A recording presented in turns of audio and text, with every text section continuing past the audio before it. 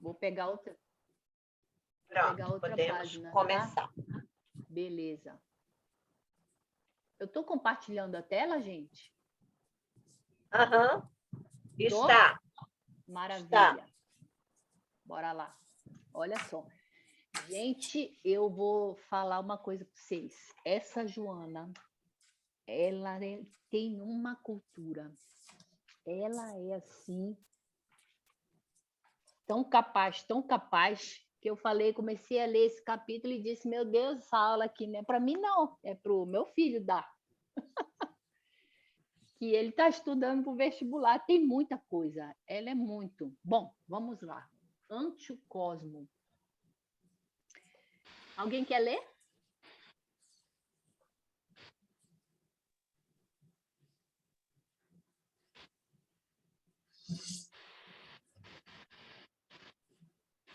Alguém quer ler o livro? Posso começar. Beleza.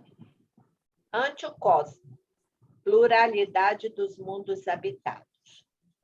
Quando o homem se detém a fitar a fulguração das estrelas no zimbório infinito, não se pode furtar a reflexões e emoções de variada grandeza, nas quais, inevitavelmente, sente refletir-se a presença da divindade.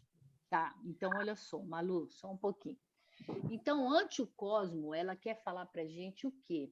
Vocês estão me ouvindo bem? Estamos. Tá. Ela Sim. quer falar para a gente o quê? Da pluralidade dos mundos habitados. Fala assim, tem muito um homem na Terra que acha que só tem o planeta Terra, né?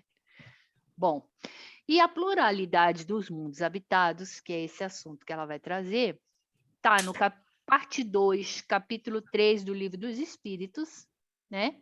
A questão 55, Allan Kardec nos traz. São habitados todos os globos que se movem no espaço? Está também no Evangelho segundo o Espiritismo, capítulo 3, o Céu e o Inferno, capítulo 3. Então, esses 3 livros de Allan Kardec traz para a gente como base, né? Como um ponto-chave do Espiritismo, a pluralidade dos mundos. Então, vamos lá. Pode continuar, Malu.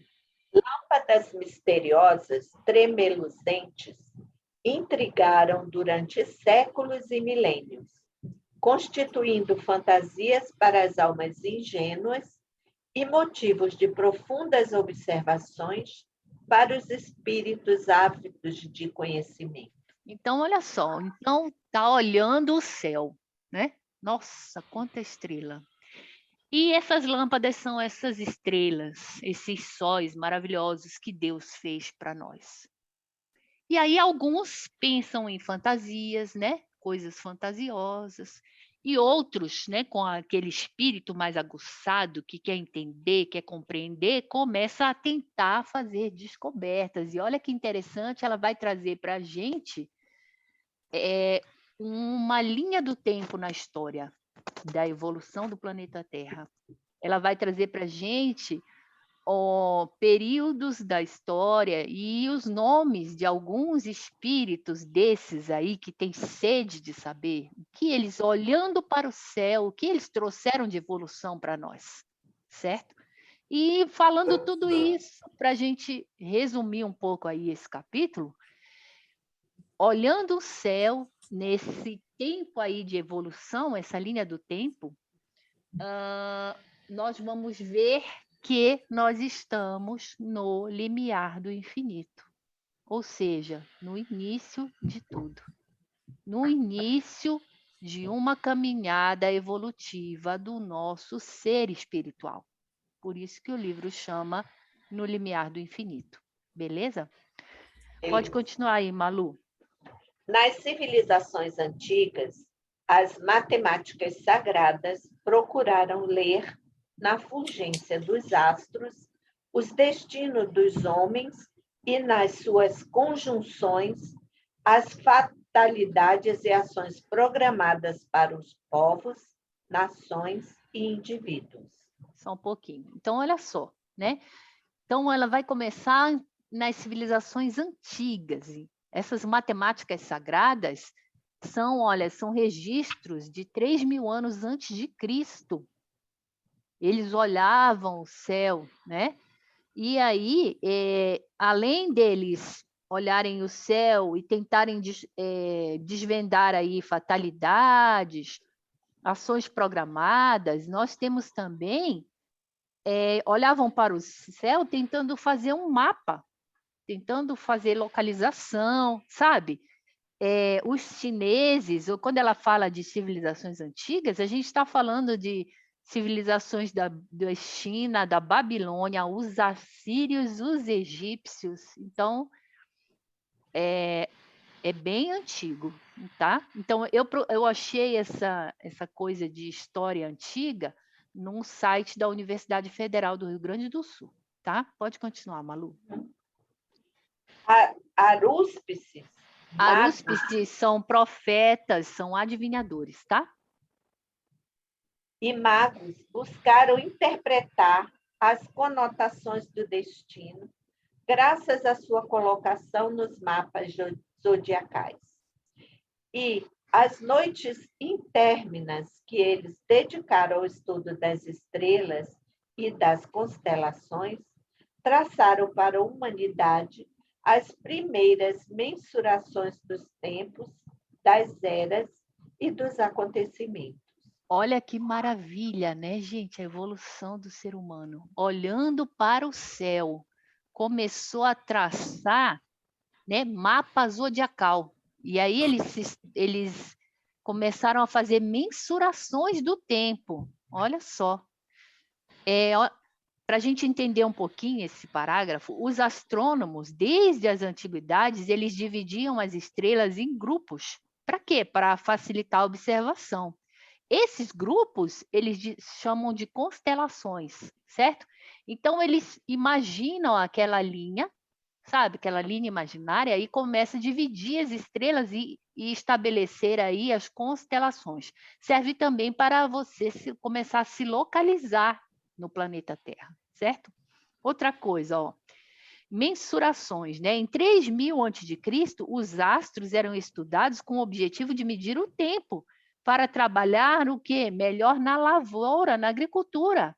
Eles queriam melhorar o trabalho da agricultura, quando colher, quando plantar, e eles começaram a tentar estudar os astros para fazer essa colocação aí. Por exemplo, babilônios, assírios, egípcios sabiam a duração do ano desde épocas pré-cristãs. Olha que interessante isso, né? Saber quanto tempo dura aí. Pode continuar, Malu.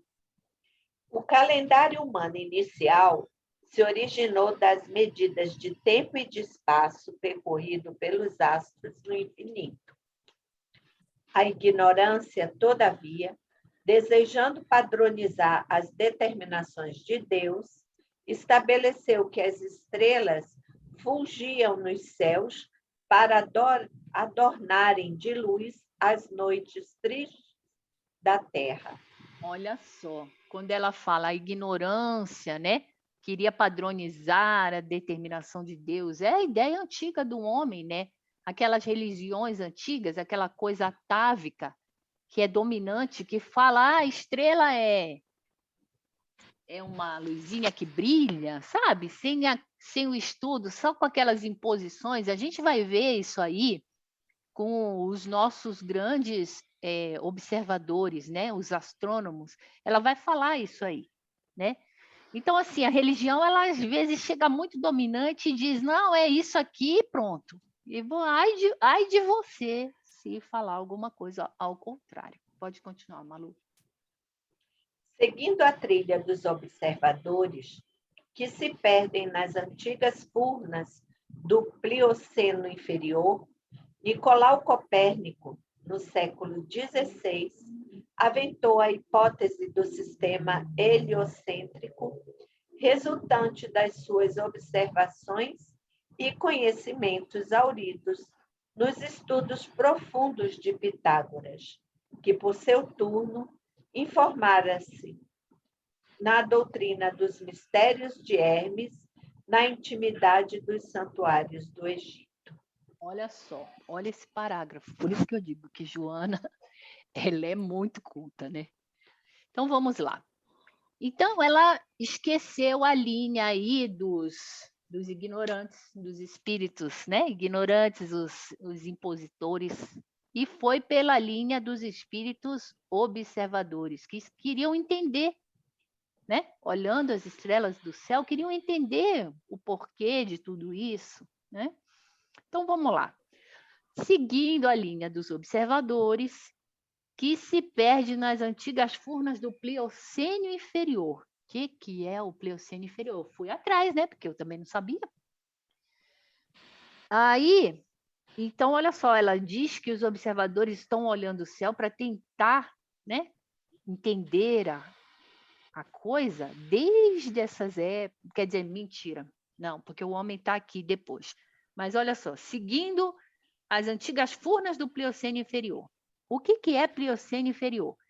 É a última época do período terciário, está mais ou menos aí entre 5 a 2 milhões de anos. É época na qual o clima, a vegetação são similares ao clima e à vegetação atual, tá? E os continentes tinham mais ou menos a posição que tem os continentes atuais. Eles têm uma diferença aí de mais ou menos 70 quilômetros, mas não muito, certo? Então, eu fui lá no tempo geológico da Terra. Dá para ver, gente, esse mapazinho aqui, essa espiral do tempo? Dá para vocês verem? Sim. Então, olha só.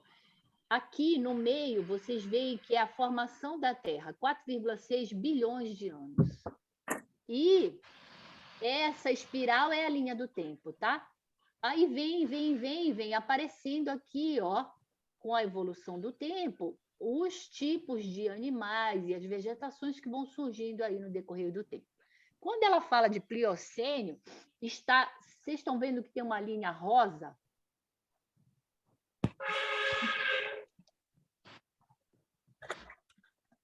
Uma linha rosa que começa aqui com esse Echeptus, que parece um cavalo, e termina aqui, ó, nessas serras da Nevada. Esse é o período da Terra chamado terciário. E no final do terciário, é o que ela está dizendo para a gente, que é o Plioceno, tá bom, gente? Eu até escrevi aqui a caneta, dá para ver? Dá, Então, dá para ver.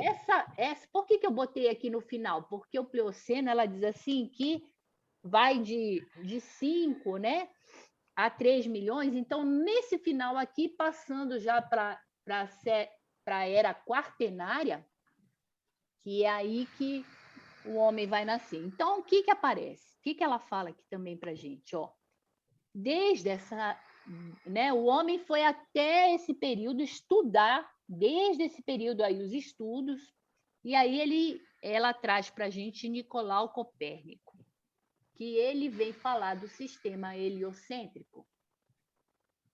E Nicolau Copérnico vem influenciado aí nos seus estudos por quem? Por Pitágoras. E Pitágoras vem influenciado por quem? Por Hermes do Egito. Então, olha só, o Hermes fez os estudos dele no Egito, Pitágoras estudou o estudo de Hermes e fez os seus estudos, Nicolau estudou o de Pitágoras e fez os seus estudos. Então, o que ela está dizendo para a gente? Que é uma evolução, sabe? Evolução de raciocínio, evolução de pensamento. Bom, vamos lá para a gente saber mais ou menos um pouquinho de cada um deles. Hermes é legislador, filósofo egípcio, que viveu mais ou menos aí em 1330, ou antes de 1330, em 1500. Então, como é muito antigo, a gente não tem muita data, né, do período que viveu esse espírito. Mas a gente sabe que existe o hermetismo, que é o estudo, prática da magia, da astrologia, da alquimia. O que consiste o estudo do hermetismo? Principalmente, aí, de uma forma resumida, é o estudo da evolução e da expansão da consciência humana até a divina. Olha que maravilhoso que esse espírito traz para a gente já, né, nessa época tão antiga. Vamos lá. E aí ela disse que Pitágoras estudou as coisas de Hermes. Quem que era Pitágoras? Filósofo e matemático grego, que, né, lá de Mileto. Ele foi perseguido por suas ideias revolucionárias. Imagina, né, gente? Esses espíritos inteligentes que nascem, né, nessas épocas no planeta Terra, e com certeza esses espíritos são de outros planetas e trazem as ideias deles, e eles são espíritos observadores, né, como diz aqui, que ela está indo na trilha dos observadores. São espíritos estudiosos que querem aprender, questionam, então eles são perseguidos, né? Perseguidos por suas ideias revolucionárias, e ele foi para Crotônia, saiu do lugar onde ele nasceu. E, novamente perseguido, chegou ao Egito. O que aconteceu lá no Egito? Pitágoras, observando as pirâmides, criou o Teorema de Pitágoras. Ele é mais ou menos, gente, de 582 a 497 a.C. E o Teorema de Pitágoras a gente sabe, né? É em um triângulo retângulo, ou seja, um triângulo que tem um ângulo de 90 graus, né? O quadrado da hipotenusa é igual à soma dos quadrados dos catetos.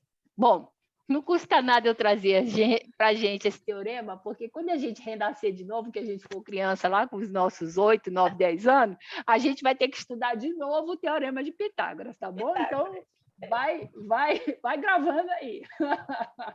Vamos lá.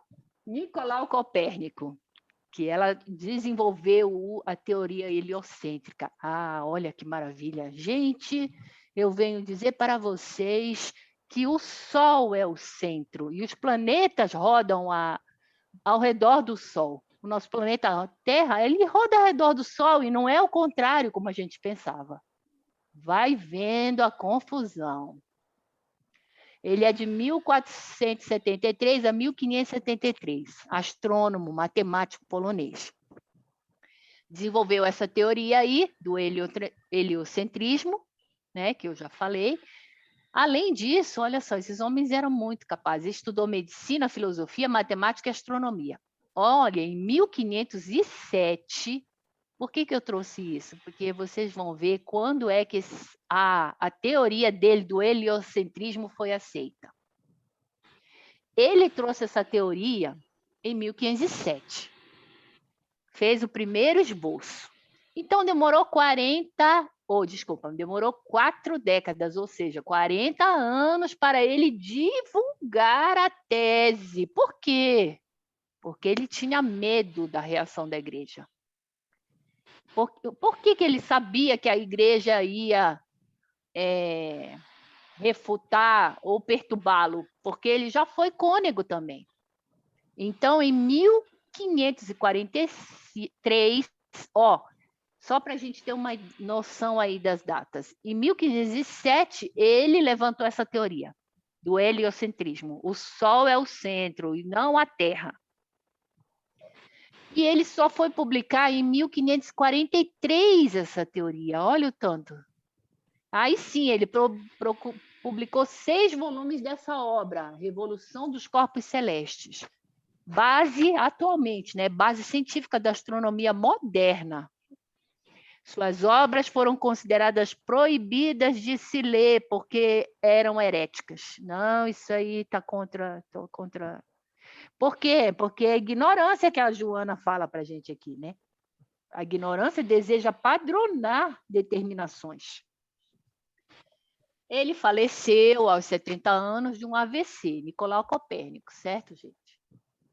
E pode ver, ele publicou a obra em 1543 e ele faleceu em 1543. Parece assim, publica aí que já está na hora de você voltar.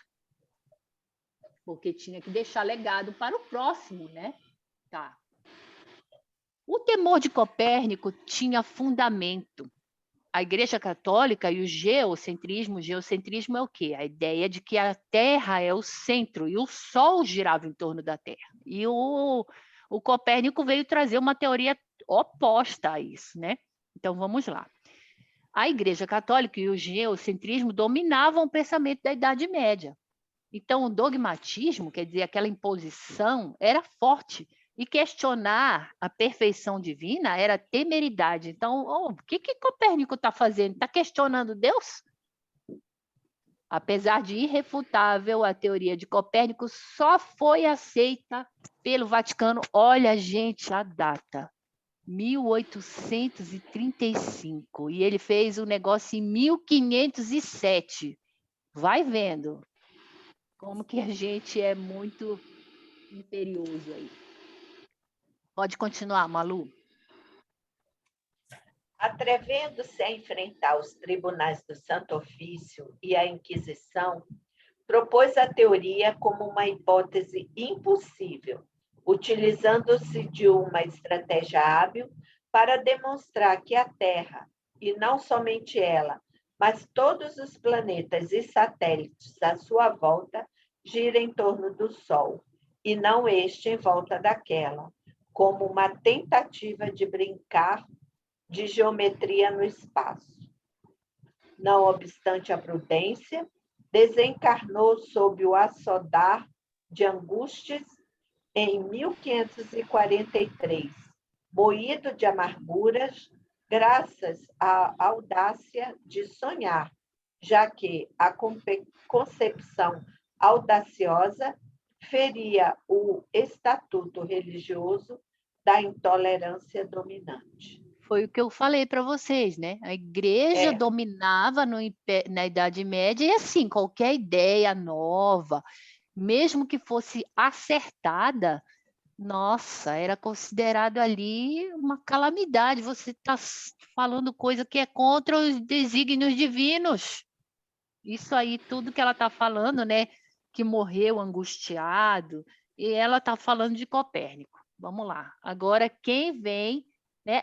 O que ela está trazendo para a gente? Vocês estão vendo que ela está trazendo a linha do tempo e os autores que estão fazendo os planetas. É muito interessante isso. Pode continuar, Malu. Galileu arrostou consequências graves por aceitar abertamente o sistema heliocêntrico proposto por Copérnico. Embora houvesse sido o verdadeiro fundador da ciência experimental na Itália, descobridor da lei do isocronismo, das pequenas oscilações de um pêndulo, das leis das quedas dos corpos e da inércia, inventor do termômetro e da balança hidrostática, estabelecido os princípios da dinâmica moderna, construindo em 1609 a primeira luneta astronômica. Foi perseguido e encarcerado até a morte, cego, odiado pelos escolásticos e a Cúria Romana, que declararam herética a doutrina de Copérnico. Então, olha só, Joana nos traz um outro espírito curioso, estudioso, pensador, observador, Galileu Galilei. Esse aí enfrentou aí abertamente a igreja, né? Aceitava o sistema heliocêntrico que foi trazido por Copérnico. Galileu Galilei de 1564 a 1642. Astrônomo, físico e engenheiro florentino. Ele nasceu em Florença, na Itália. Então, olha só o que ela traz. Ela diz que ele trouxe tantas coisas de evolução, de aprendizado. Lei da isocronia, inventou o termômetro, a balança, né? E olha só, a luneta astronômica fez tanta coisa boa para a gente, mas encontrou oposição de alguns astrônomos da época e também foi investigado pela Inquisição Romana em 1615, que concluiu, olha a conclusão da Inquisição, é a Cúria Romana que ela fala para a gente, né? Que são esses eclesiásticos da Igreja Católica de Roma. E a Inquisição Romana fala como como é que eu vou falar? Ele estava sendo julgado, né? E ela dizia assim: o heliocentrismo era tolo em filosofia e absolutamente herético, pois contradiz em muitos pontos o sentido da Sagrada Escritura. Olha o que eles dizem. Tinha a Sagrada Escritura estava escrito lá que a Terra era o centro, pronto, não se podia falar nada diferente e não se podia levantar essas hipóteses. Então, ele foi forçado a se retratar. Galileu Galilei teve que dizer, não, não é nada disso, não. Olha, imagina. E passou o resto da sua vida em prisão domiciliar, igual a Joana falou para a gente aqui. Pode continuar, Malu. Ah, só um pouquinho, ó. Os escolásticos, que eles perseguiram também o Galileu Galilei, né? Eram uma doutrina de pensamento cristão, que tinha como estrutura unir a fé da igreja com a razão greco-romana. Mas como assim? Se eles tinham a razão e Galileu Galilei estava falando de ponto de vista de ciência, estava falando de razão, mas não foi aceito. Então, esses eclesiásticos, esses escolásticos que a Joana se refere, eles estão baseados mais na Bíblia, no cristianismo, né? E, ó, entre a fé e a razão, eles deveriam dar prioridade à fé. Por isso que eles perseguiram Galileu Galilei. Deu para entender? Uhum. Beleza, vamos lá. Pode continuar, Malu.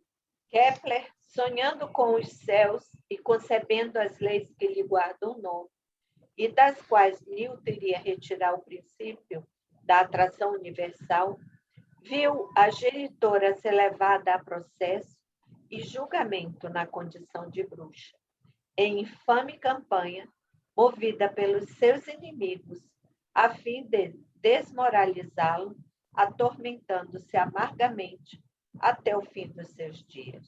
Olha para isso, gente. Leis de Kepler. Então, bora lá. Pincelada só, para quando for a nossa próxima encarnação. Kepler nasceu em 1571 a 1630. Astrônomo, astrólogo, matemático alemão, né? Concebeu 3 leis. Primeira, que os planetas eles giravam em torno do Sol de uma forma elíptica, ou seja, né, meio oval aqui, igual está esse desenho. Então, se ele fala isso nessa primeira lei, o que Kepler está fazendo?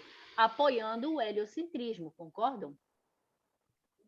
E a gente viu que a igreja só aceitou o heliocentrismo em 1800 e tarará, 1800 e pouco. E, ó, estamos aqui bem antes da aceitação da igreja. Por isso, a mãe dele foi perseguida, considerada bruxa. Tá? Segundo a lei de Kepler, o que ele fala? Que a velocidade, né? Ele está dizendo aqui que o planeta ele gira ao torno do Sol e ele mantém uma velocidade igual, e que as áreas que o planeta vai cobrir, essa área A1 é igual a A2, tá? Mas isso aí botei só para a gente ter essa noção das leis. Terceira lei, ó, tá vendo que a distância da Terra é diferente em algumas circunstâncias? E ele está dizendo que quando a gente faz a média desses raios, um raio maior e um raio menor, nós vamos ter a harmonia, né? Que a Terra gira, mesmo ela ficando mais próxima ou mais afastada do Sol, o tempo vai ser o mesmo e teremos essa harmonia aí. Então, são essas 3 leis de Kepler, tá? Pode continuar, Malu.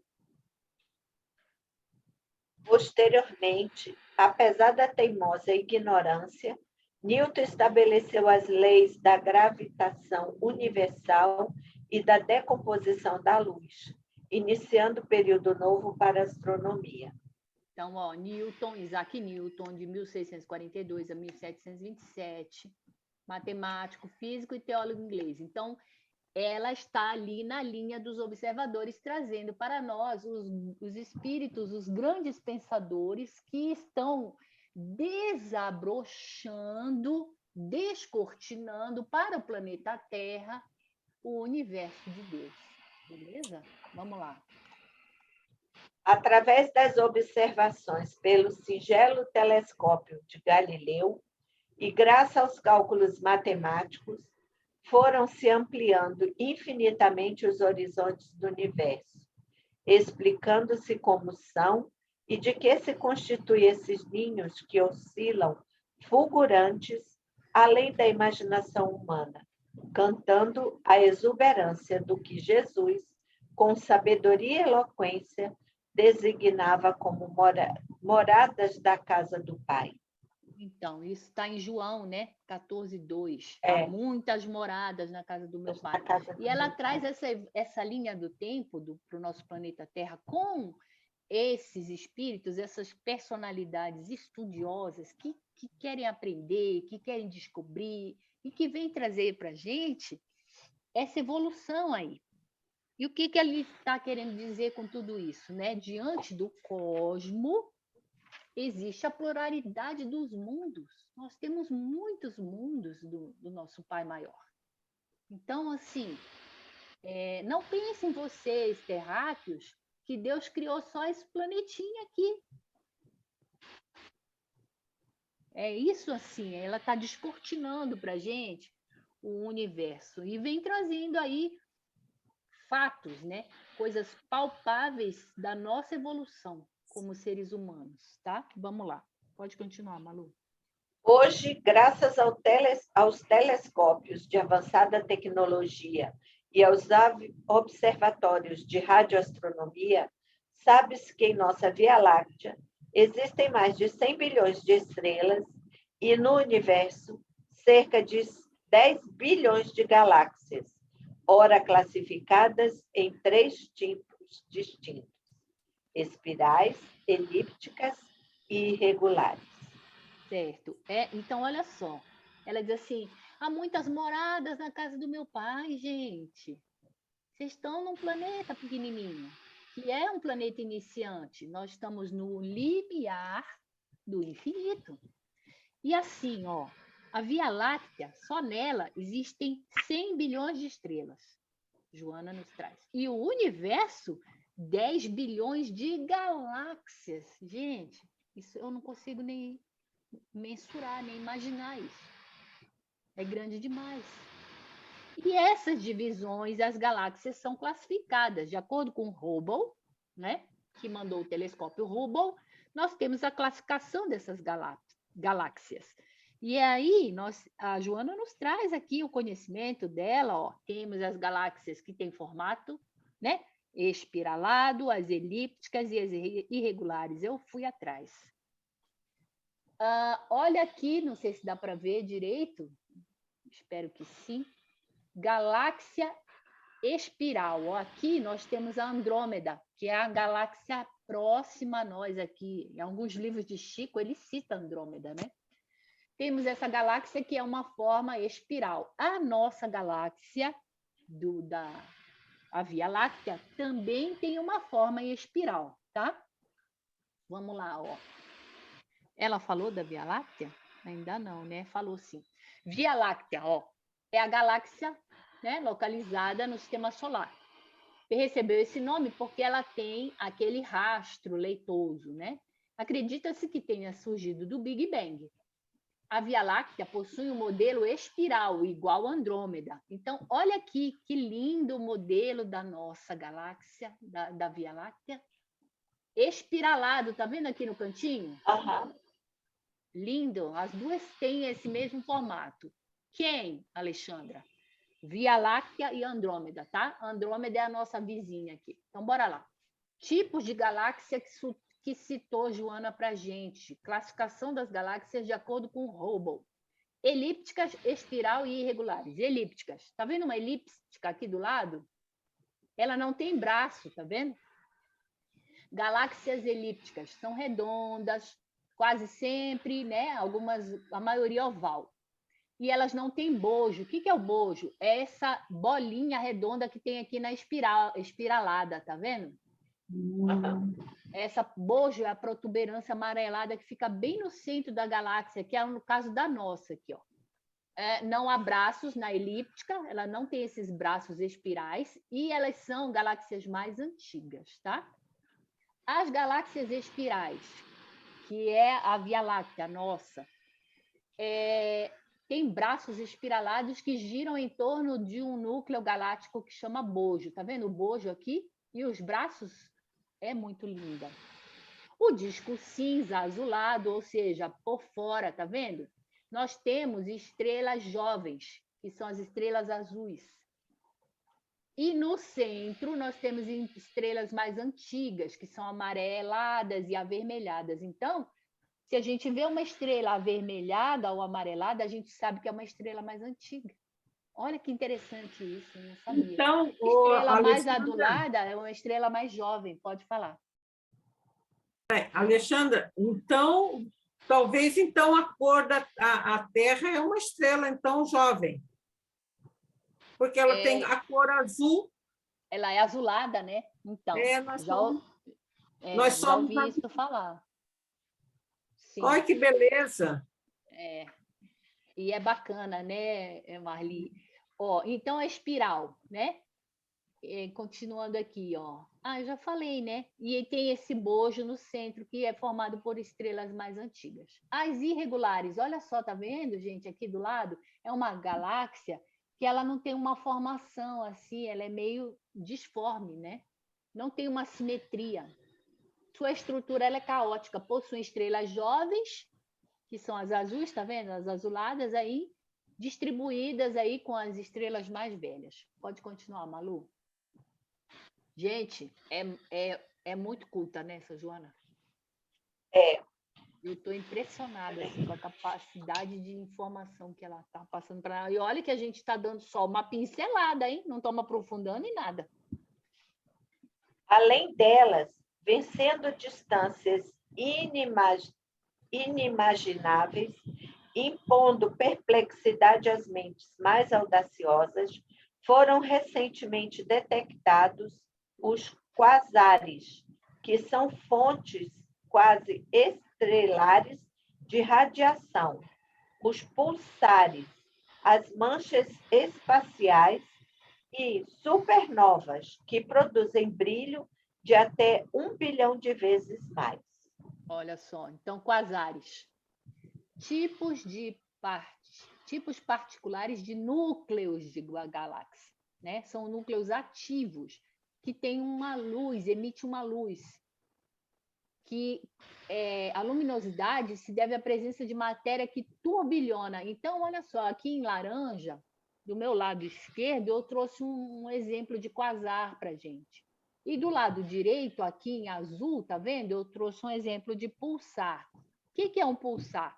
São estrelas de nêutron que giram com tal velocidade, com grande velocidade, que emitem, tá vendo esses pulsos de rádio, como essas linhas aqui assim, ó?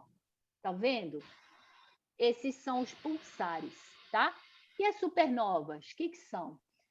São formadas a partir do colapso violento, explosão de uma estrela massiva que tem uma massa 10 vezes maior que do nosso Sol, né?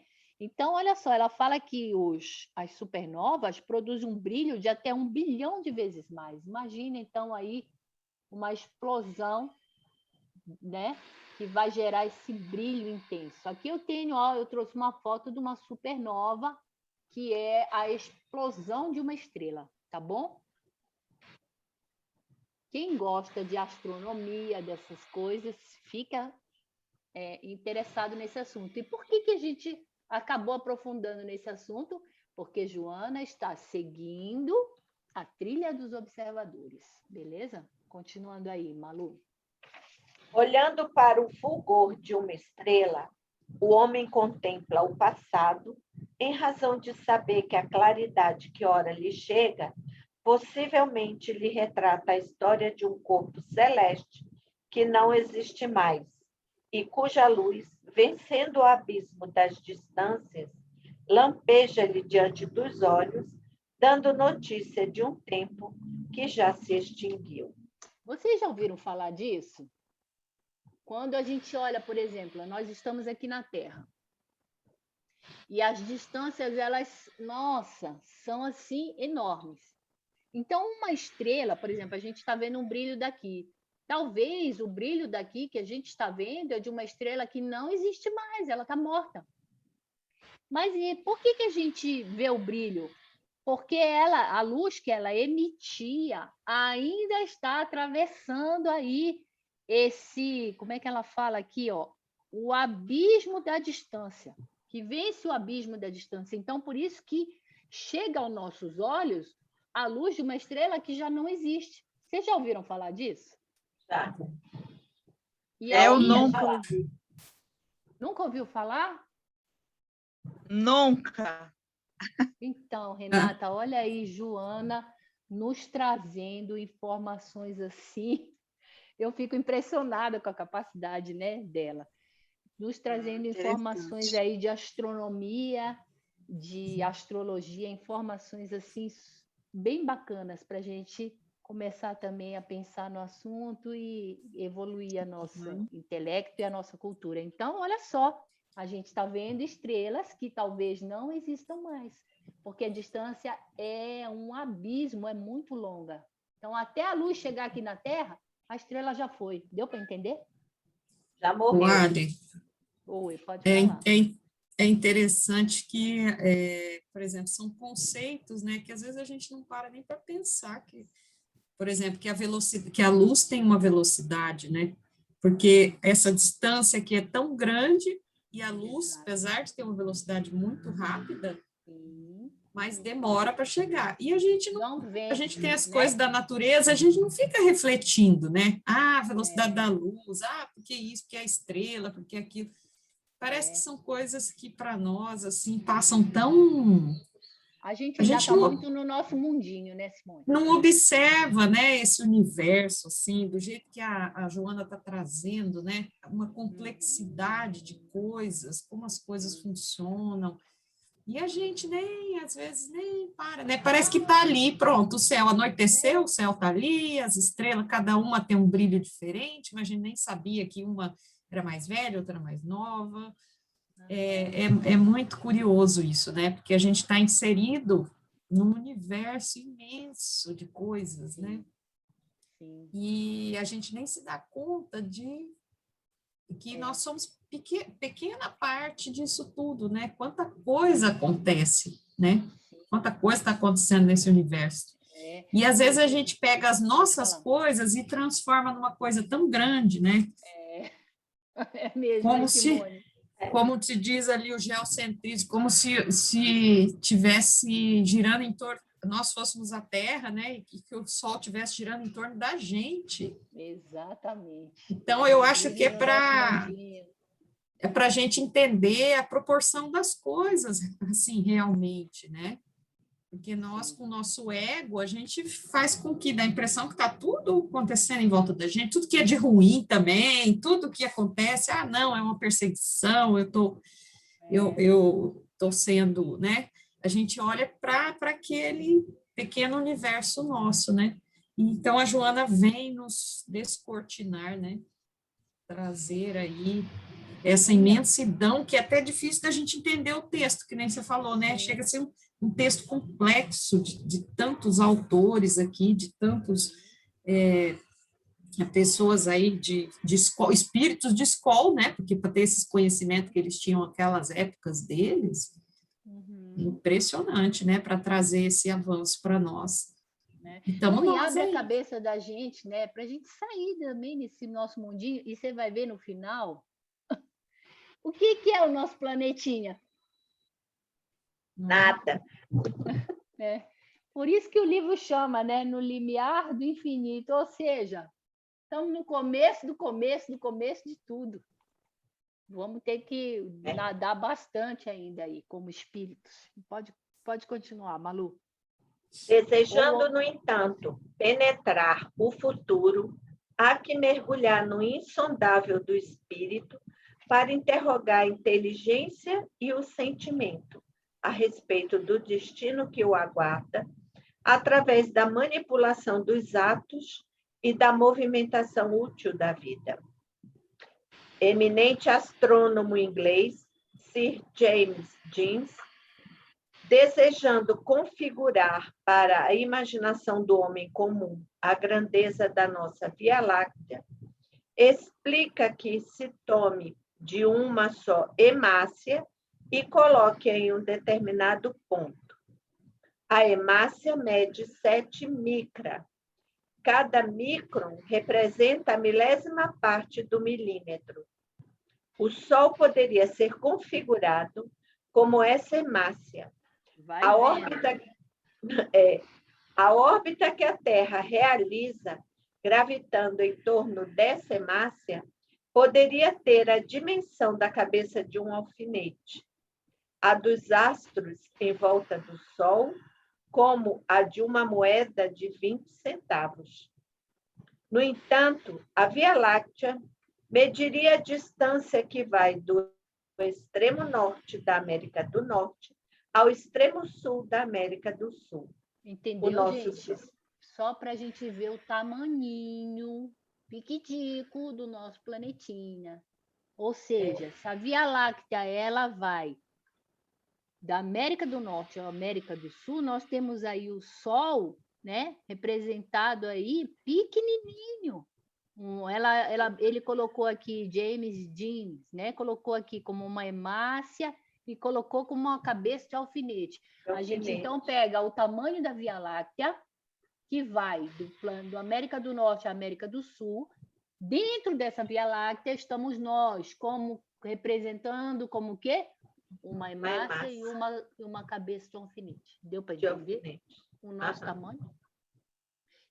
Isso porque ela colocou só em relação à Via Láctea. Imagina se pegarmos a nossa hemácia e a nossa cabeça do alfinete e tentarmos colocar dentro do universo, dentro de uma dessas galáxias aqui. Dentro somos uma poeira. Gente, você entendeu? Somos uma poeira. Não é nada. É um grão de areia. Não, acho que é menos que um grão de areia. Bora lá. Pode continuar, Malu. Vai vendo aí. E a gente com todo esse ego inflado, hein, gente? O nosso sistema solar corresponderia, então, ao tamanho dessa pequenina moeda colocada em qualquer parte desse espaço. Entendeu, gente? É para a gente ter noção aí, mais ou menos. Eu acabei aqui a aula, tá? A gente acaba aqui. Para a gente ter noção de como a gente está no limiar do infinito. Ante o cosmo, o que a gente tem que fazer ante o cosmo? A gente ainda tem que estudar muito, gente.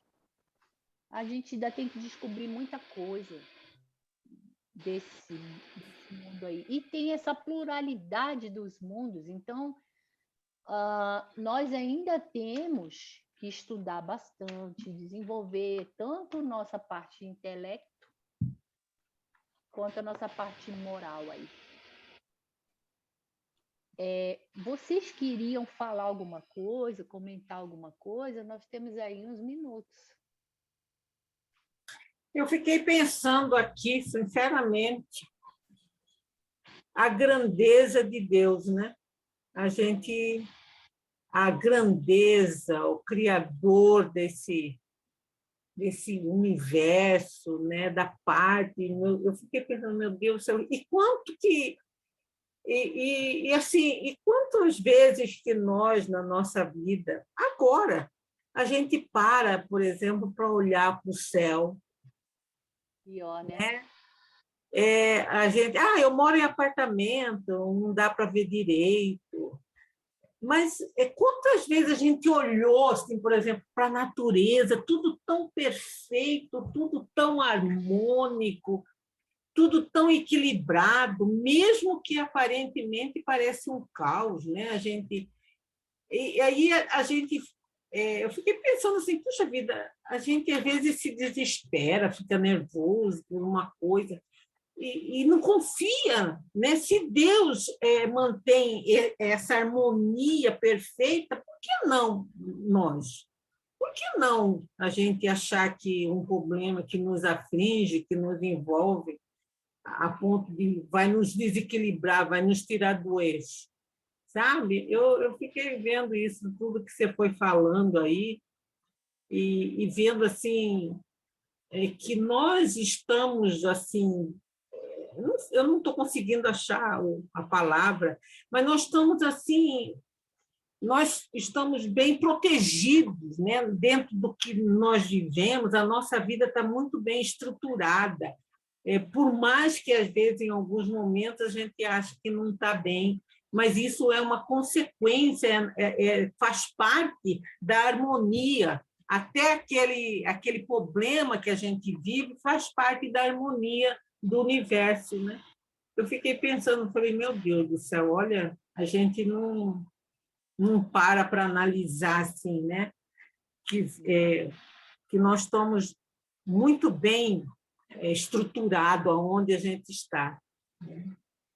Fiquei pensando nisso agora. Viu? E olha só, quando você fala né, do nosso problema e tudo, tem uma coisa que eu sempre falo assim, que é para bem eu colocar na minha cabeça mesmo, sabe? Sabe aquela coisa da mãe que repete para o filho 1000 vezes a mesma coisa? Uhum. Eu fico falando assim, problema não é problema, é reeducação. É reeducação. O mal que a gente acha que é mal é bem, porque serve para nos fazer a gente raciocinar, serve para a gente evoluir, serve para a gente aprender a se posicionar diante das situações, né? Outra coisa, gente, eu esqueci de falar uma coisinha que eu achei legal, por isso que eu trouxe. Ela falou de James Jeans. Quem que é ele, né? Matemático, físico e astrônomo inglês, de 1877 a 1946. Fez contribuições importantes na área da física, teoria quântica, teoria de radiação, que eu nem sei o que é isso. Mas em uma coisa que ele falou aqui, que eu falei, gente, eu já li isso no livro A Caminho da Luz, eu vou levar para o pessoal. Ele propôs que os planetas, no princípio, se condensavam a partir de material retirado do Sol, por uma hipotética colisão com outra estrela. Vocês estão vendo essa ideia que ele trouxe aqui, James Dean? Eu já li A Caminho da Luz, né? Que o planeta Terra é uma porção do Sol que Deus entrega para Jesus e diz aí, ó, arruma aí. Vocês lembram disso? Não lembrava, não. Depois eu Sim. posso até trazer, mas dá para ir pesquisar, né? Pegar o Caminho da Luz e ver. E isso tá lá no Caminho da Luz. Essa ideia aqui de James Dean não é aceita, hein, gente? Tá? Eu li quando eu estava fazendo as minhas pesquisas, essa ideia não é aceita. Então, assim, muitas ideias não são aceitas e são ideias boas, né? Hipóteses boas. E que depois, com o evoluir da ciência, vai sendo descoberto que realmente era aquilo, né? É claro que tem as ideias ruins, mas as ideias ruins são boas também. Por quê?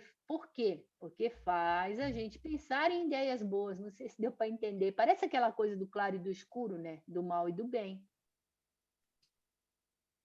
Alguém quer falar mais alguma coisa? Eu fiquei pensando aí como as dimensões que ela trouxe aqui, como é que ela conseguiu fazer aquelas proporções, né, da cabeça do alfinete, era o Sol, né? Então saía um pedacinho da cabeça do alfinete para fazer uma hemácia, que é a Terra, né? Foi isso que eu entendi ali James Dean que trouxe isso para a gente, Simone. Esse aqui, ó, que está aqui na tela.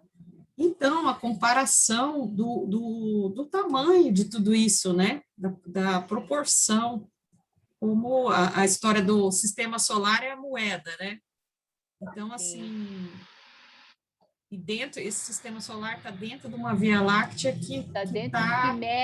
que mede da América do Norte à América do Sul. Então, né? a distância da América do Norte e da América do Sul é grande se eu for comparar com a cabeça de um alfinete, se eu for comparar com uma imagem, se eu for comparar com uma moeda.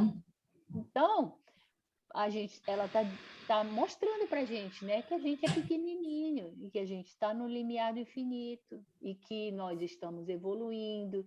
E ela vai trazer assim ciência para mostrar a nossa evolução. Ela vem trazendo fatos, né, descoberta desses espíritos, né, desbravadores, esses espíritos curiosos que estudam bastante. É legal essa linha do tempo que ela traz aí para a gente, né? Muito interessante, porque assim, a gente jamais conseguiria imaginar isso, né, sozinhos. Porque a gente sabe, tem Via Láctea, tem o Sol, tem o Sistema Solar, mas a gente não consegue ter, né, essa noção dessas proporções aí. Até porque a Via Láctea não é só ela de galáxia, tem milhares, né, sei lá quantos. Então, é uma coisa Ixi, infinita mesmo, né? É um infinito. Você viu aí, Simone, acho que são 100 né? Ela colocou ali, né? 10 bilhões de 10, galáxias. não é milhões, é bi, né? 10 Dentro, bilhões. por exemplo, da nossa Via Láctea, tem 100 bilhões de estrelas, dentro só de uma galáxia, que é a nossa.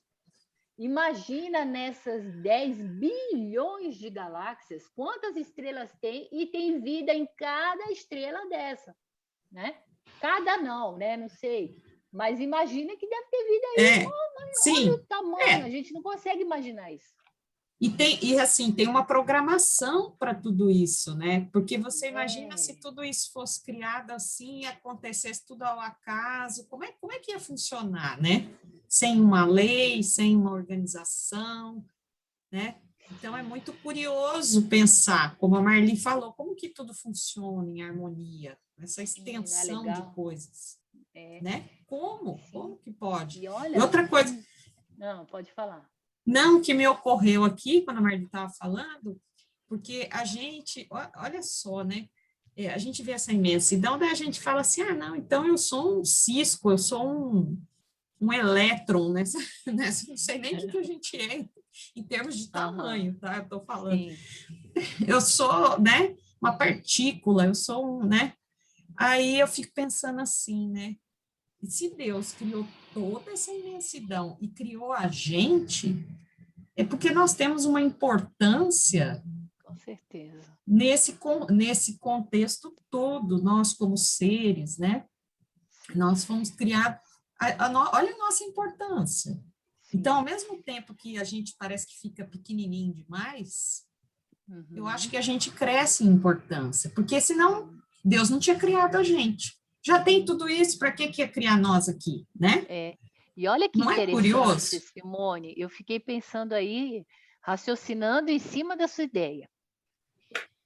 Se existe tudo isso de galáxia, deve ter quantos seres aí com formas diferentes da nossa, né? Com capacidades intelectuais aí que a gente não consegue nem conceber. E a nossa vida, cada uma de nós, a vida de cada um deste planeta foi programada, foi pensado antes. Como ela ia reencarnar, onde ela ia reencarnar, ia ser filho de quem, qual era a mãe, qual era o pai, quem que ia ser o irmão, ia casar com quem, ia ter filhos, quais são os filhos que vão nascer aqui, qual a profissão que você vai ter. Casamento, por exemplo, casamento é planejado lá, a gente está vendo no livro Ação e Reação, o Olímpio vai casar com a ex-esposa, né? Então, olha só, se tem tudo isso, de bilhões de galáxias, deve ter muitos seres aí, filhos de Deus. E a nossa vida é programada nos seus detalhes. Então, olha como que Deus não esquece nem, como é que eu vou falar, nem um grão de areia, nem nada. Entende? É maravilhoso isso que a Joana traz para a gente. Porque eu acho que tem que dar essa noção das proporções de cada coisa, né? Tantas proporções, nós somos importantes para Deus.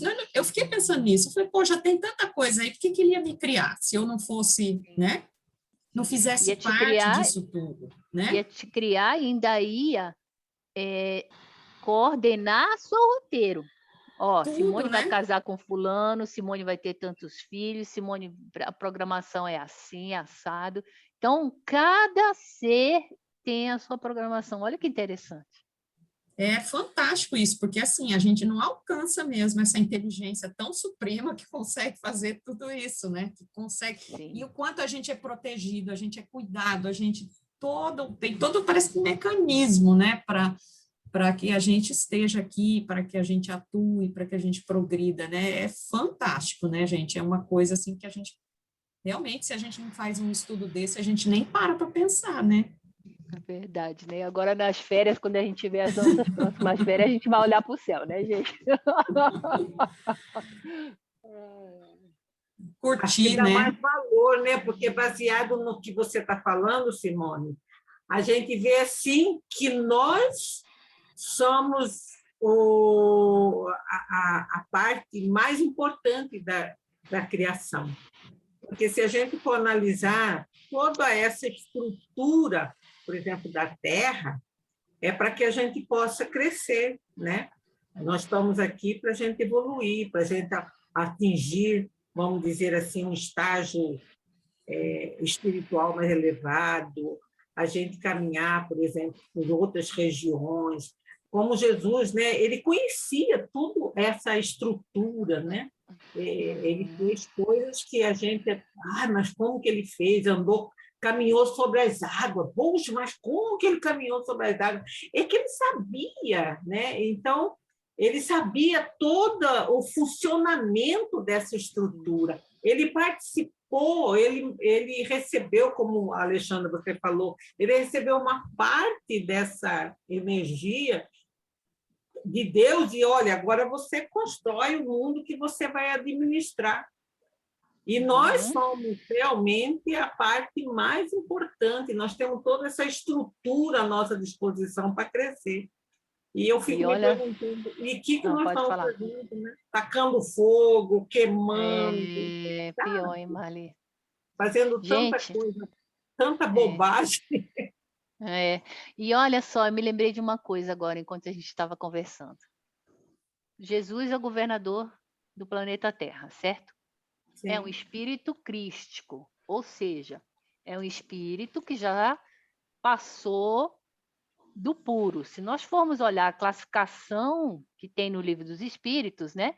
Tem a classificação ali, os 10, né? Os 10 espíritos mais inferiores, e aí vem evoluindo. Aí chega nos espíritos puros. Espírito puro pode ainda errar quando renasce na Terra, por exemplo. Alcione era um espírito puro e falaram para ela, tem certeza que você vai lá ajudar esse espírito? Ela falou, tenho. Olha, tem certeza, você pode não voltar para cá. E Alcione veio, reencarnou, né? E ela era o espírito puro. Depois do puro, você evolui e entra no crístico. Então, você entra na fase inicial do espírito crístico. Então, a segunda etapa, vamos dizer assim, né? E depois ainda tem uma terceira esquema para os crísticos. E aí, olha só, acho que é Chico, Emmanuel, não me lembro agora o livro. Jesus, governador da Terra, mas tem o governador do Sistema Solar. Ou seja, o que a gente infere? Que deve ser mais evoluído do que Jesus. Tem o governador, né, de uma galáxia, ou seja, o Sistema Solar está dentro de uma galáxia. Então, tem o governador, né, o orientador da galáxia, tem o orientador das outras galáxias. Então, deu para entender aí o caminhar, o nível de evolução? Então, eu fico inferindo aqui, é coisa minha, tá, gente, agora? Que Jesus é um espírito crístico, mas dentro da escala dos espíritos crísticos, isso também Haroldo falou, hein? Também não é só coisa minha, não. Tem uma palestra do Haroldo sobre isso. Dentro da escala dos espíritos crísticos, Jesus está estudando. Então, tem espíritos mais evoluídos que Jesus. Para nós, ele é o nosso mestre, nosso orientador, é o governador da Terra, é o nosso guia. Mas dentro dessa escala, então, vai vendo aí o tanto que a gente tem que, como diz o meu amigo, a gente tem que nadar, hein? Ainda temos muito que caminhar. Nossa! Sim, para vocês terem uma ideia aí. E é como diz meu marido, né? Ele fala para minha filha, né? Que ela diz, meu Deus, mas a gente não para de estudar, não? Ele diz assim, não, nós vamos estudar até morrer. Aí eu digo, não, e ainda vamos estudar lá também. Verdade, Malu. Eu digo, não Gente, tem essa não, que morreu, parou, parou não, é, continua. vai estudar mais ainda, né, Malu? É, Gente, aí nós vamos aprender esse negócio aí, ó, de física, de química, que, e oh, meu ó, Deus, vamos aprendendo agora, porque na encarnação que vem nós vamos voltar criança, a gente vai ter que saber todas essas leis aí, em Pitágoras, Kepler, vamos. E eu não me verdade. lembro mais de nada disso.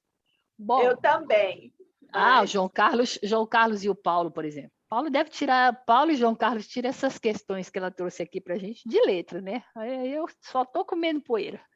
Mas vamos lá. Alguém quer fazer a prece de encerramento aí para gente? Eu posso fazer, Vamos lá, Renata? Obrigada. Flora, de nada. Então, vamos elevar os nossos pensamentos a Deus, a Jesus, ao nosso anjo da guarda e agradecer por mais este dia de estudo, numa sexta-feira, agradecer pela semana que tivemos, maravilhosa, com a presença de Deus, com muita fé e confiança que Deus está conosco, e agradecer por esse estudo que abre nos nossos sentimentos, nossos pensamentos, tantas impressões deste mundo maravilhoso onde que habitamos.